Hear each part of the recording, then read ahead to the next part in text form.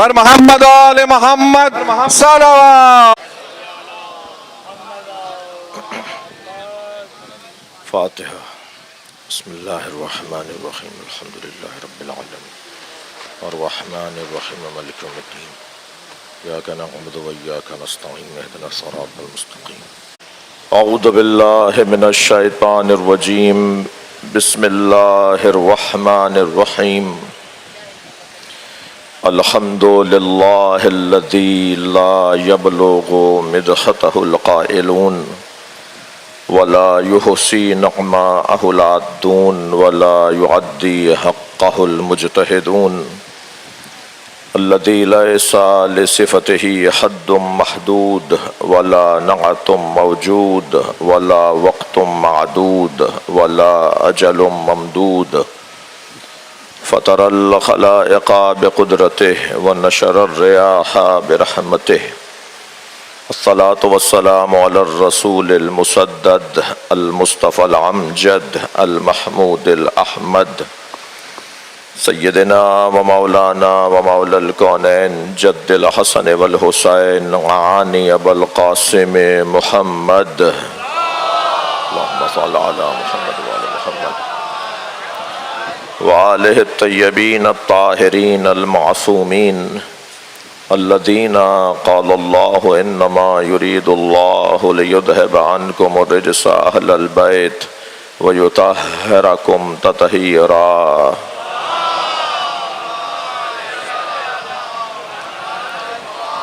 ولعنة الله على أعدائهم أجمعين من يوم عداوتهم إلى قيام يوم الدين. أما بعد قال الحكيم في قرآن الكريم بسم الله الرحمن الرحيم.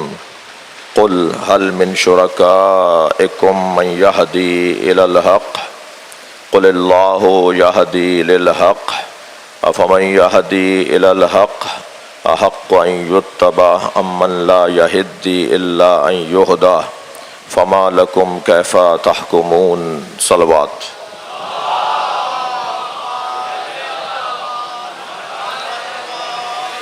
اس سے بلند اور بہتر صلوات ہدیہ کریں. اللہم صل علی محمد وعلی محمد. سورہ مبارکہ یونس کی 35ویں آیت ایک مرتبہ پھر پڑھنے کی توفیق حاصل ہوئی. اللہ اپنے اس کلام میں حق رہنما کی بات کر رہا ہے، حق بتانے والے کی بات کر رہا ہے، اور جو حق تک پہنچ جائے اس کی فضیلت بیان کر رہا ہے، اور جو ابھی حق ناآشنا ہے اس سے دور رہنے اور اس سے بچنے کی نصیحت کر رہا ہے. قل هل من شرکائکم من یہدی الی الحق.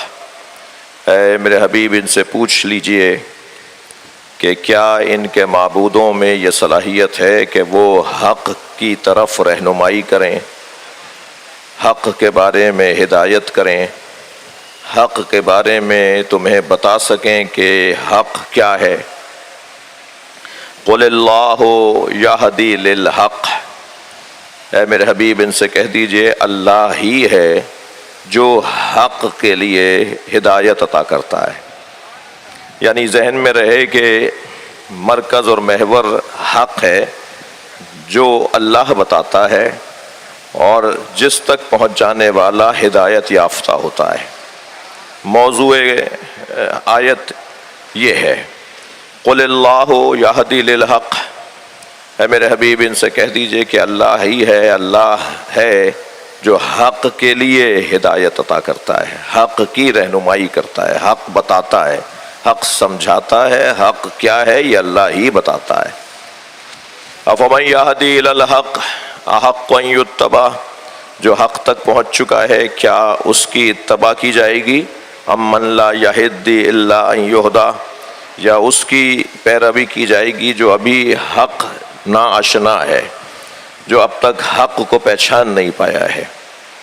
فما لکم کیف تحکمون. تمہیں کیا ہو گیا ہے، تم کیسے فیصلے لیتے ہو، کیسی رائے قائم کرتے ہو،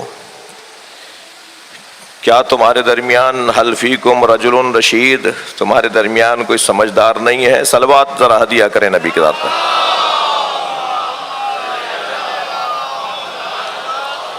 آج 8ویں بیان میں 8ویں منزل میں میں اس آیہ کریمہ سے یہ استفادہ کرنا چاہتا ہوں کہ اللہ نے اپنے اس کلام میں حق کی طرف رہنمائی کس کا کام ہے، اور حق آشنا کی فضیلت کیا ہے، اور حق نا آشنا کی میں کہتا ہوں کہ اس سے دوری اور برات اور بیزاری کا حکم اللہ نے دیا ہے، اور جو ایسا نہیں کرتا اسے اللہ صاحب عقل ماننے کو تیار نہیں ہے۔ تم کیسے فیصلے لیتے ہو، تم کیسی رائے قائم کرتے ہو؟ تو حق کیا ہے یہ ایک مجلس میں اشارتاً بیان ہوا، میں بحث کی تکرار نہیں کروں گا۔ حق وہی ہے جسے اللہ نے حق قرار دیا ہے۔ اللہ ہو اللہ حق، اللہ خود حق ہے۔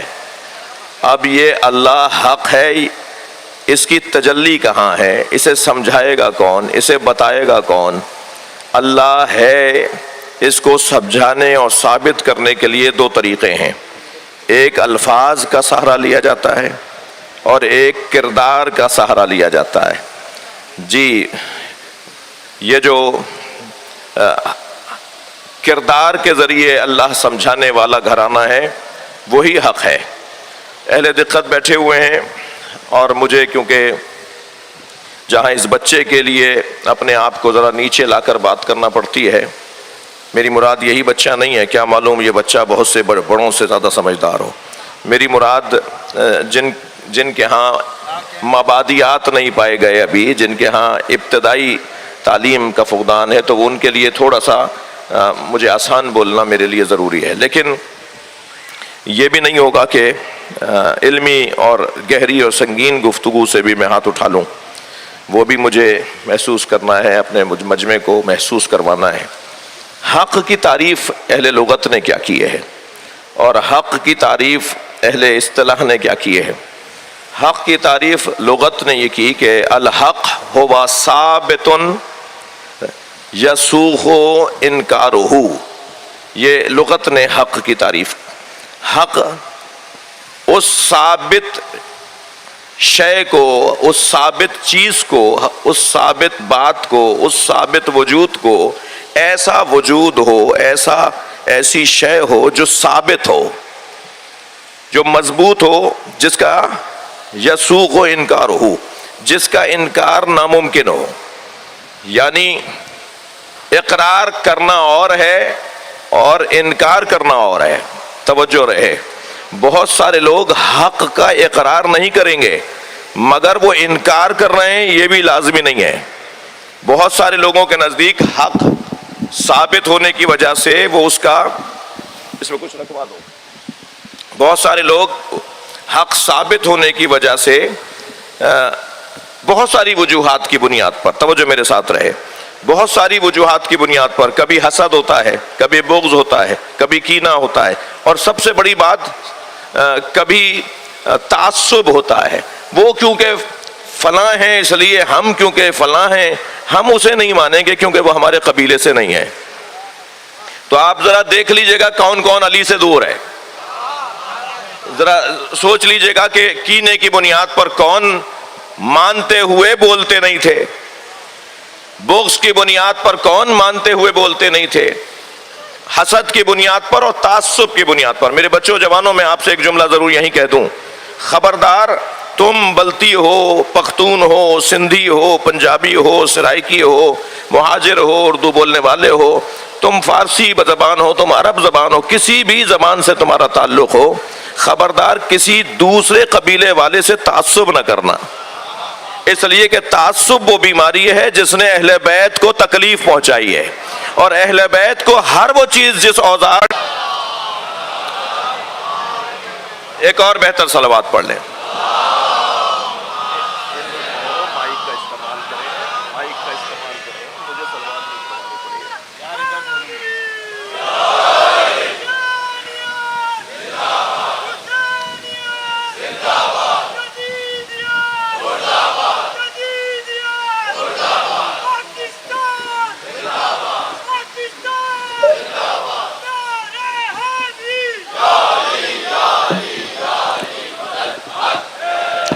بلند صلوات.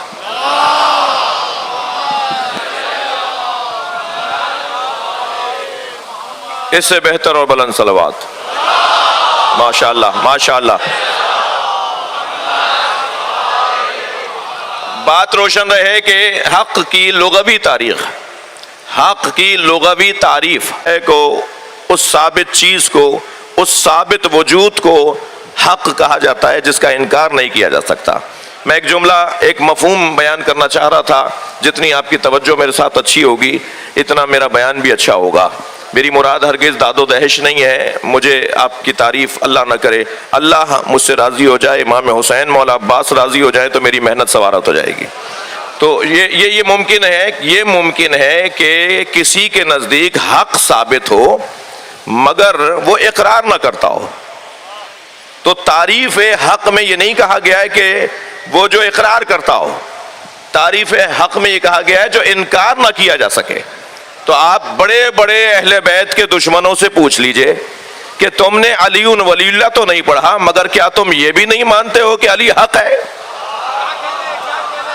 بھائی کتنا بڑا نام، ایک آپ کے سامنے نام لے رہا ہوں، کتنا بڑا نام ہے عمرو ابن عاص کا، کہ جب حضرت ابن عباس سے مقابلہ ہوا، دیجیے ابرار بھائی کو دے دیجیے، جب حضرت ابن عباس سے ان کا سامنا ہوا تو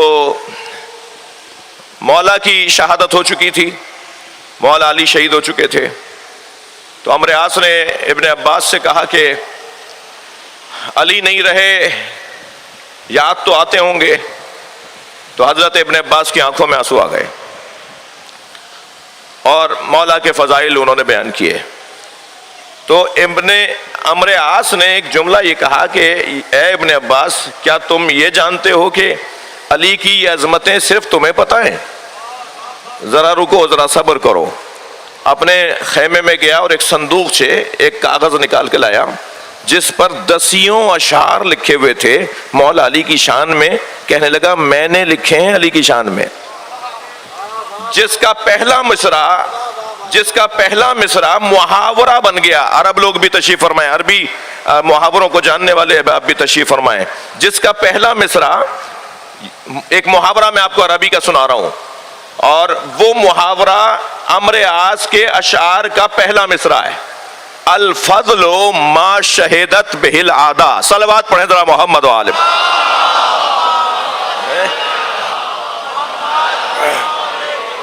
ایک اور بلند صلوات.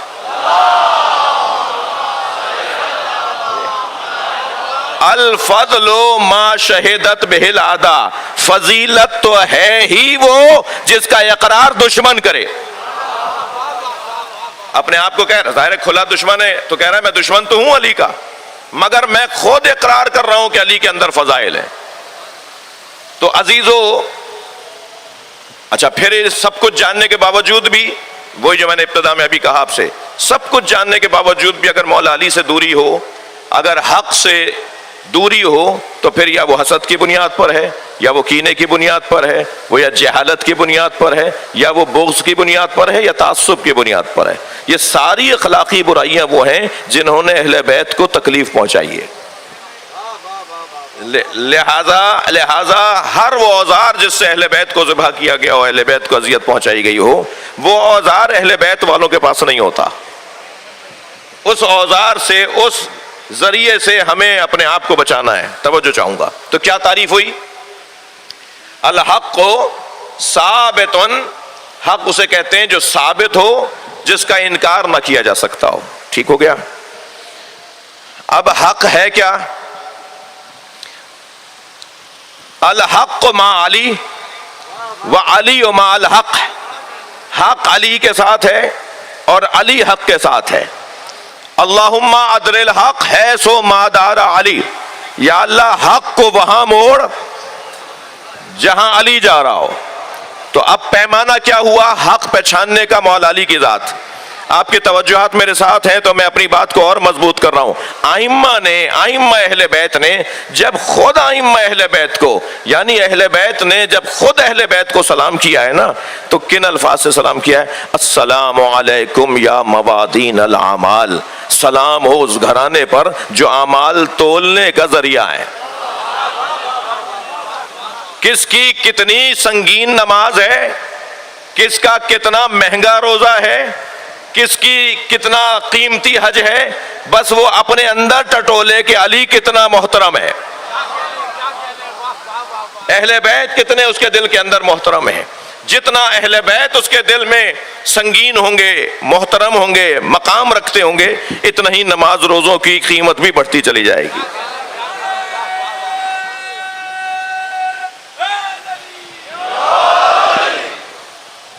توجہ کر لیا آپ نے؟ میں اسی منزل پر سیدہ کی خدمت میں آپ کے ساتھ مل کر ایک سلام کروں، بی بی کی یاد میں ذرا کچھ دیر کے لیے ایک جملہ کم سے کم سن لیجئے۔ فاطمہ اس کے ابجد صغیر ہیں 9، فاطمہ کا ابجد صغیر ہے 9 اور حق کا ابجد صغیر ہے 9۔ علی فاطمہ کے ساتھ ہے، فاطمہ علی کے ساتھ، حق علی کے ساتھ ہے، علی حق کے ساتھ ہے۔ نبی مکرم نے کبھی سیدہ کو معیار قرار دیا؟ جس سے فاطمہ راضی اس سے اللہ راضی، جس سے فاطمہ ناراض اس سے اللہ ناراض۔ اور کبھی معیار قرار یہ دیا کہ حب علی اللہ اکبر حبہ ایمان و بغضہ کفر، یعنی اگر پیمانہ لینا ہے ایمان کا اور کفر کا تو وہ علی کی محبت ہے۔ تو اللہ نے حق سے ہمیں آشنا کیا اور اللہ چاہتا ہے کہ حق آشنا بنے، حق چھوڑنے والے نہ بنے۔ قرآن مجید میں یوں تو حق سے متعلق اور حق کے تعارف سے متعلق بہت سی آیات ہیں، مگر اپنے مضمون میں 3 آیتوں کی طرف آپ کی توجہ چاہوں گا۔ ایک جگہ ارشاد ہو رہا ہے وَلَا تَلْبِسُوا الْحَقَّ بِالْبَاطِلِ وَتَكْتُمُونَ الْحَقَّ وَأَنْتُمْ تَعْلَمُونَ، خبردار حق اور باطل کو مخلوط نہ کرو، حق اور باطل کو مخلوط نہ کرو، اور خبردار حق چھپایا نہ کرو۔ توجہ چاہ رہا ہوں عزیزان گرامی، یہ توحید پروردگار اور ولایت علی 2 ایسے موضوع ہیں جن کو چھپانے والا یا کافر ہو جاتا ہے یا منافق کہلاتا ہے۔ زیست کو موت کا عنوان بنا دیتی ہے، زیست کو موت کا عنوان بنا دیتی ہے، خانہ دل کو یہ زندان بنا دیتی ہے، اور بغض حیدر کے ثقیفائی مرض سے بچنا، بغض حیدر کے ثقیفائی مرض سے بچنا یہ مسلمان کو شیطان بنا دیتی ہے۔ نعرہ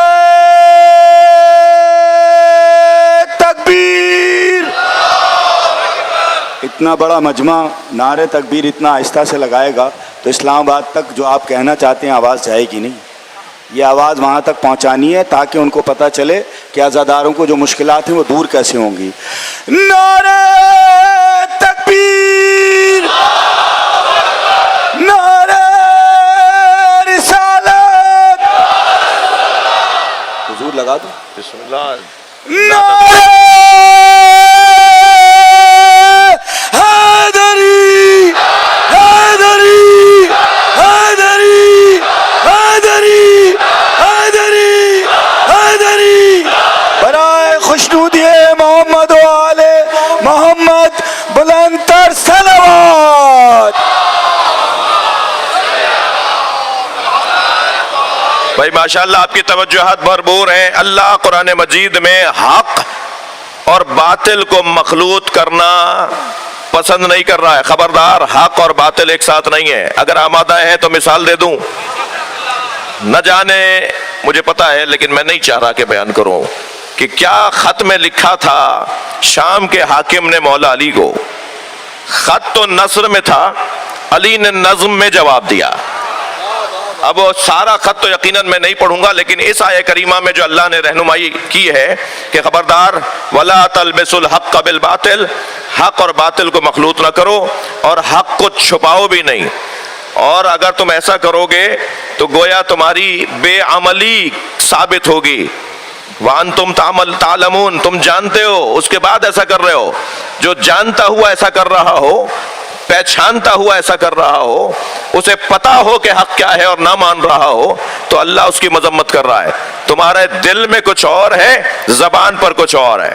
تمہارے دل پر یہ روشن ہے کہ علی کیا ہے، اہل بیت کیا ہے، عظمت اہل بیت کیا ہے، مگر تمہاری زبان پر ان کا نام نہیں آ رہا. خبردار، ایسے لوگوں کو اللہ پسند نہیں کرتا. شام کے حاکم نے جو کچھ لکھا، حضرت نے اس کا نظم میں جواب دیا. وہ 2-3 شعر ذرا سن لیجئے مولا علی کے.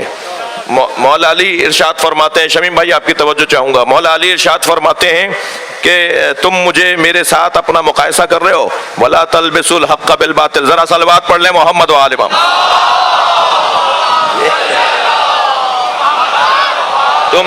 تم میرا اور اپنا مقایسہ کر رہے ہو تو سنو. اللہ اکبر. سبقتکم الی الاسلام ترا. تم میں سے کسی کا پتہ نہیں تھا اور میں اسلام کا محافظ تھا. سبقتکم الی الاسلام ترا. اور دوسرے مصرے میں دیکھیے کہ مولا علی نے کیا فرمایا. مقرن بالنبوۃ بطن امی. دنیا میں آنے کے بعد 40 سالوں کے بعد، 25 سالوں کے بعد کلمہ پڑھنے والے اور ہیں. میں نے ماں کے شکم میں نبی کا کلمہ پڑھا ہے.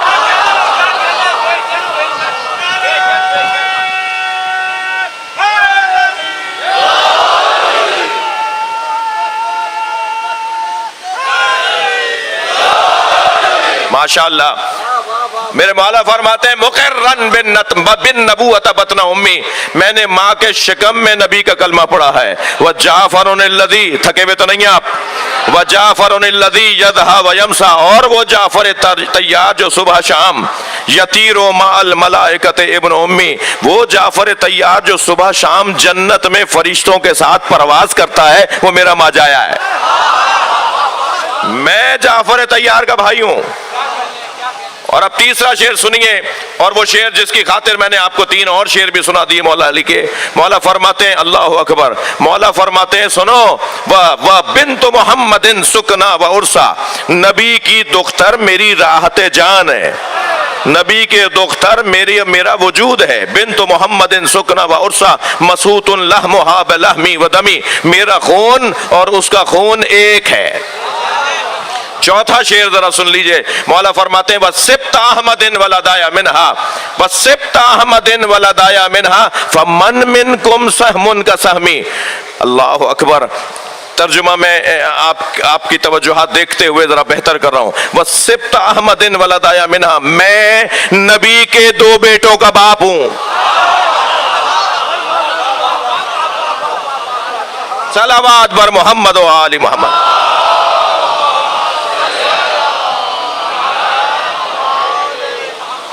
بھائی خون جگر کی گفتگو ہے اور آپ کی توجہات ماشاءاللہ. اور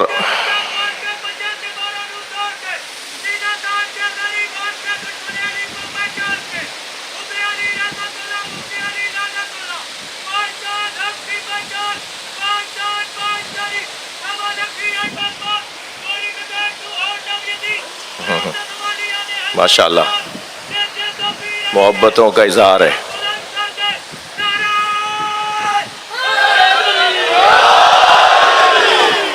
مولا اب قرآن یہ کہہ رہا ہے کہ خبردار حق اور باطل کو مخلوط نہ کرو اور خبردار حق مت چھپایا کرو. ایک اور مرحلے پہ قرآن نے حق کے بارے میں ہماری رہنمائی فرمائی اور وہ رہنمائی یہ ہے کہ وَأَكْثَرُهُمْ لِلْحَقِّ كَارِهُونَ. اکثر حق کے بارے میں کراہت رکھتے ہیں. اکثر وہ ہیں جو حق کے بارے میں ناپسندیدگی کا اظہار کرتے ہیں. حق کے بارے میں ذرا منہ اتر آتا ہے. میں لفظوں کو بہتر کر رہا ہوں. جب حق کی بات آتی ہے تو چہرہ پھیکا پڑ جاتا ہے. یہ تو کسوٹی بہت پہلے اہل بیت نے دے دی ہے. میں اور لفظوں کو بہتر کر رہا ہوں. یہ کسوٹی تو بہت پہلے نبی نے دے دی ہے کہ اگر یہ جاننا چاہتے ہو کون مومن ہے کون منافق ہے، اس کے سامنے علی کا ذکر کر دیا کرو.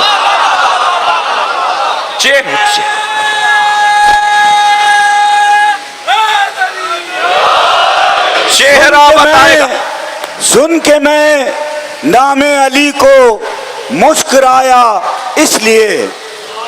سن کے میں نام علی کو مسکرایا اس لیے پاک ہے اپنا لہو اظہار ہونا چاہیے، پاک ہے اپنا لہو اظہار ہونا چاہیے، اور ہر کسی کو دولت عشق علی ملتی نہیں، ہر کسی کو دولت عشق علی ملتی نہیں، پہلے ماں کو صاحب کردار ہونا چاہیے۔ نعرہ حیدری!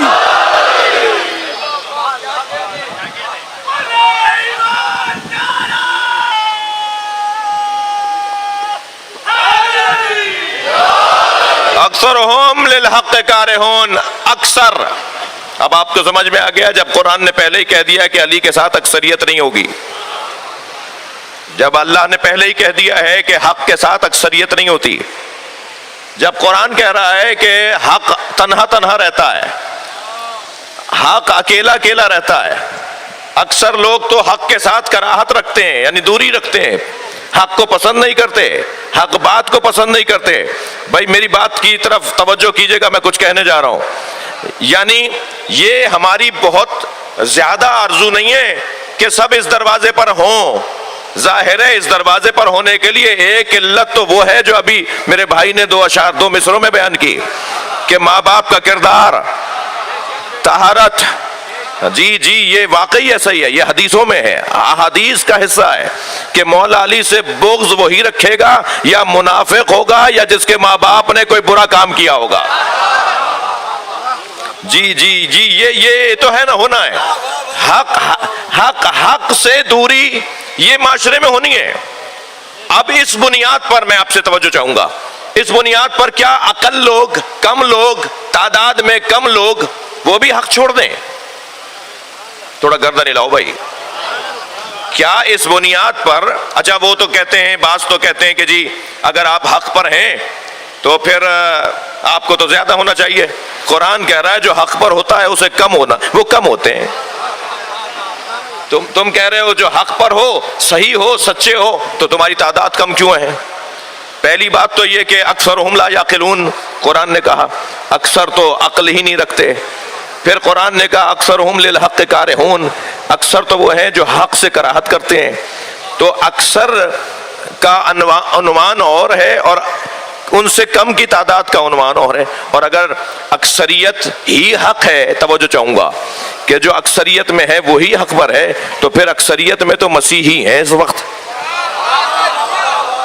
تو کیا کسی میں جرأت ہے کہ کہہ دے کہ ہم بھی وہیں چلے جاتے ہیں؟ کوئی وہاں جانے والا ہو، مجھے اس سے غرض نہیں ہے، مگر ہم تو مہدی کے انتظار میں ہیں کہ سب وہاں سے یہاں آئیں گے۔ صلوات پڑھ لیں امام کی ذات پر۔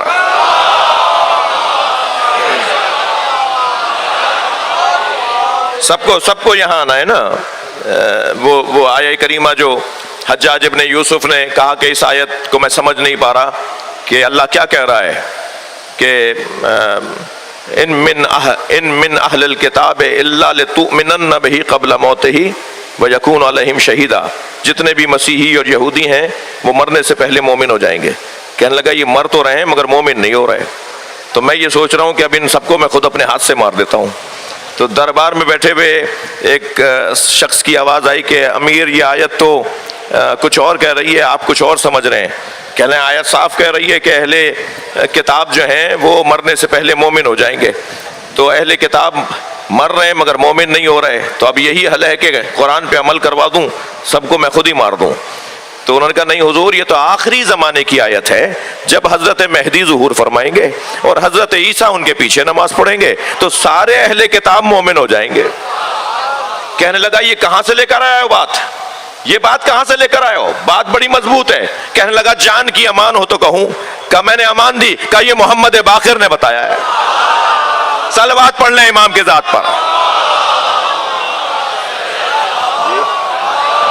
اور بلند صلوات نبی کی ذات پر۔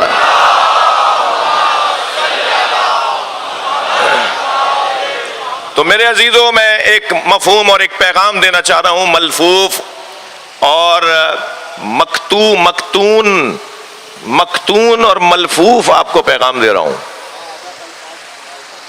یعنی میں بات اشارے میں کروں گا، صاحبانے میں کنائے میں بات کروں گا، صاحبانے فہم تشریف فرمائیں. کبھی یہ کسوٹی ذہن میں نہ لانا کہ اگر حق پر ہیں تو زیادہ کیوں نہیں ہے. کبھی بھی حق والے زیادہ ہوں یہ دلیل نہیں ہے. یہ مشکل بھی بہت زیادہ ہے. حق والے جب حق بولتے ہیں تو حق تو کڑوا ہوتا ہے جی. قل الحق وَإِن كَانَ مُرًّا، یہ بھی حدیث میں نے سنا دی آپ کو. معصوم فرما رہے ہیں حق بولو چاہے سامنے والے کو برا لگے. یہ بھائی سامنے والے کو برا لگے مگر بولنا حق ہے. تو کسوٹی یہ نہیں ہے کہ اکثریت کہاں ہے، کسوٹی یہ ہے کہ تم حق پر ہو یا نہیں. اگر تم کم بھی ہو اور حق پر بھی ہو، حق پر ہو اور کم ہو تو تسلی رکھو کہ مستقبل تمہارا ہے. اور مستقبل ہر اس وجود کا ہے کہ جس کے ساتھ حق ہے اور وہ حق کے ساتھ ہے. لہذا قرآن نے ایک تو یہ کہہ دیا، جب سرکار نے خود مولا علی نے، توجہ، مولا علی نے ایک صحابی محترم سے پوچھا کہ غدیر کے میدان میں آپ کہاں تھے؟ تک تو نہیں رہے آپ؟ غدیر کے میدان میں آپ کہاں تھے؟ تو انہوں نے فرمایا میں تو حضرت کے سرکار کے ممبر کے قریب تھا. تو مولا نے فرمایا تم سرکار کے ممبر کے قریب تھے تو سنا تھا کہ میرے بارے میں کیا کہا تھا؟ تو جیسے ہی مولا علی نے یہ سوال کیا نا تو دائیں بائیں دیکھ کے کہنے لگے میرا حافظہ کام نہیں کر رہا. کتنا بڑا نام ہے خواجہ حسن بصری،